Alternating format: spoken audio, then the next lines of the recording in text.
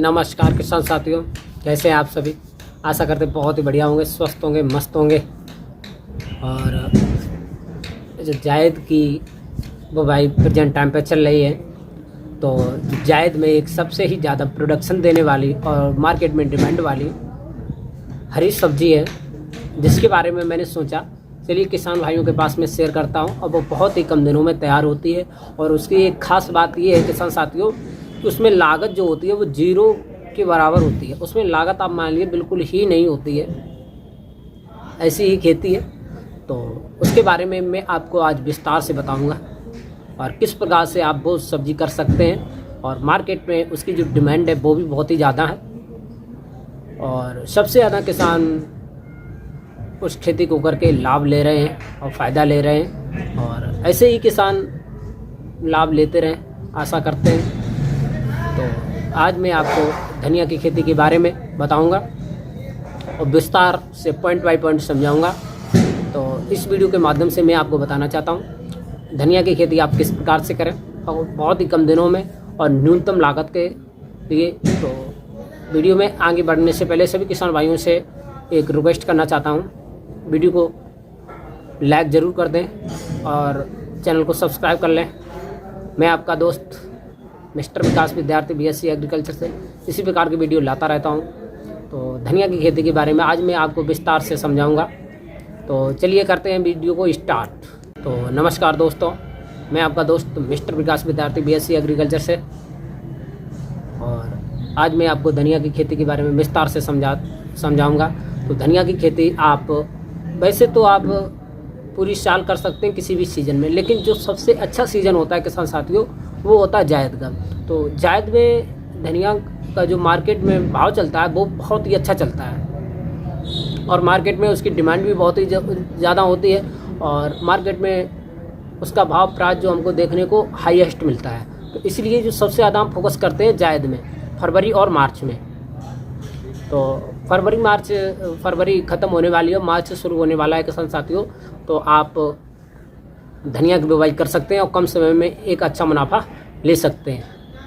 तो सबसे पहले धनिया की खेती करने के लिए हमको एक उच्च जल निकासी वाली भूमि का चयन करना होगा, जिसमें जल निकासी आराम से होती हो, जल भराव की कोई समस्या ना हो। आप इस प्रकार ऐसी खेती का चयन कर सकते हैं। फिर उसके बाद में किसान साथियों उसमें एक गहरी जुताई करा देंगे। फिर उसके बाद में आपको एक पलेवा कर देना है और पलेवा करके आपको खेत को 2-1 दिन के लिए, जब तक ओंठ नहीं आती है तब तक ढील देना है। फिर उसके बाद में किसान साथियों आप कल्टीवेटर की सहायता से 3 या 4 जुताइयाँ करवा दें। और उसमें यदि हम बात करते हैं NPK नाइट्रोजन फास्फोरस पोटास की, तो सबसे पहले आप सड़ी हुई गोबर की खाद मिला दें। 1 एकड़ के लिए लगभग में वही 2 से 3 ट्रालियाँ मिलवा दें। फिर उसके बाद में किसान साथियों आप लोग 15 किलोग्राम नाइट्रोजन, 90 किलोग्राम SSP और 15 किलोग्राम पोटास 1 एकड़ में मिला दें बुवाई से पहले। और अब आपकी बात आती है बुवाई की। तो मैं आपसे एक बात ज़रूर कहना चाहूँगा किसान साथियों कि आप जो फरवरी मार्च में बुवाई करेंगे तो उसके लिए सबसे ज़्यादा धनिया में पत्तों का महत्व होता है। तो इसलिए आप हाइब्रिड वैरायटियों का चयन करें, क्योंकि जब हाइब्रिड वैरायटियाँ होंगी तो उसका जो पत्ता होगी बहुत ही अच्छे और शाइनिंग वाले होते हैं और सुगंध वाले होते हैं। तो आप हाइब्रिड वैरायटियों का ज़रूर चयन कर लें। जैसे कि किसान साथियों नंबर 1 पे हो गया पंत हरितमा, नंबर 2 पे हो गया RCR 684, फिर हो गया 533।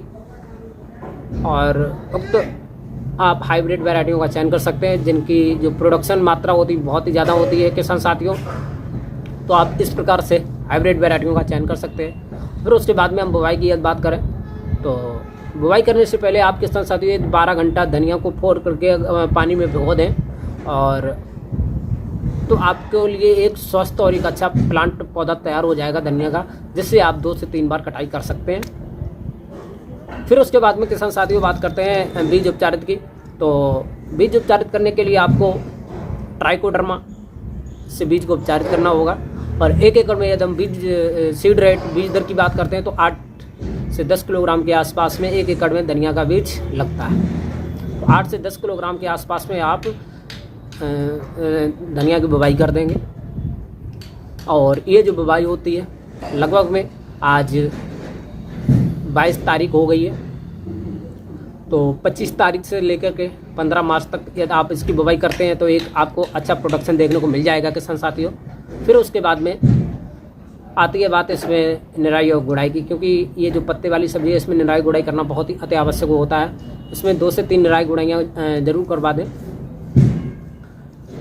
ये इसमें आपने जो बीड मैनेजमेंट होता है, खरपतवार प्रबंधन नहीं किया तो हमारी लगभग में 30 से 40% फसल खेत में ही नष्ट हो जाती है, क्योंकि ये तो खरपतवार यदि आपने समय से नहीं निकाल पाए तो हमारी फसल खराब हो जाएगी। तो इसलिए हमको बीड मैनेजमेंट, खरपतवार प्रबंधन का बहुत ही ज़्यादा ध्यान रखना चाहिए।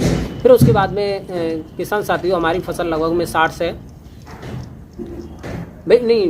से 45 दिन में हमारी फसल तैयार हो जाती है, 40 से 45 दिन में, और हमको पहले हार्वेस्टिंग करने को मिल जाती है। तो पहली कटाई फिर कुछ किसान लोग करते हैं, कुछ किसान लोग जड़ों की सहित उखाड़ते हैं, लेकिन किसान साथियों ये तो सबसे अच्छा होता है कटाई करना। कटाई करने से आपको फ़ायदा ये होता है कि उसमें जो जड़ें रह जाएंगी तो उससे आपको एक दूसरी फसल फिर तैयार मिल जाएगी, और आपको लगभग में 40 से 45 दिन में एक बहुत ही अच्छी फसल देखने को मिल जाएगी और एक अच्छा प्रोडक्शन होगा। और फिर उसके बाद में किसान साथियों किस मार्केट में आप इसकी एक अच्छा रेट आपको मिल जाएगा, लगभग में 80 से 100 रुपये किलोग्राम के हिसाब से, प्रति किलो के हिसाब से।